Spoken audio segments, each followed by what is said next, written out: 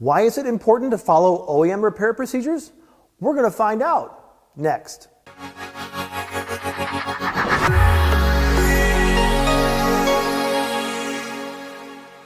Following OEM repair procedures has always been important, but increasing vehicle sophistication, both from a material standpoint and an electronic standpoint, has made it even more so. First, it was the introduction of high-strength steels into vehicles in the early 2000s, and then the addition of ultra-high-strength steels later that decade. Now, as we see ADAS technology being integrated into the vehicle, every repair can affect the safety of the vehicle, its occupants, and others sharing the road.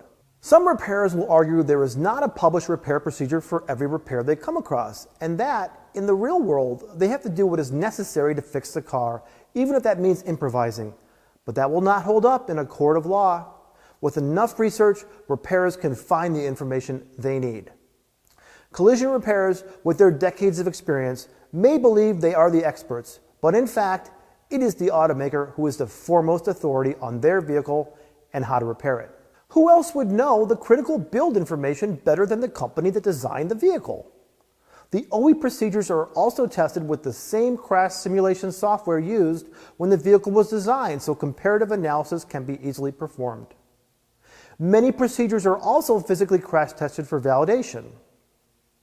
Automakers are the first and final authority on their vehicles. Engineers spend years developing new models, and repairability is a key consideration during that process, with the requirements of various parts, materials, and safety systems taken into account to achieve the safest repairs.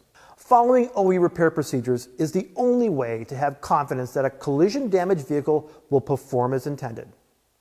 I'm Jason Stahl. Thanks for watching.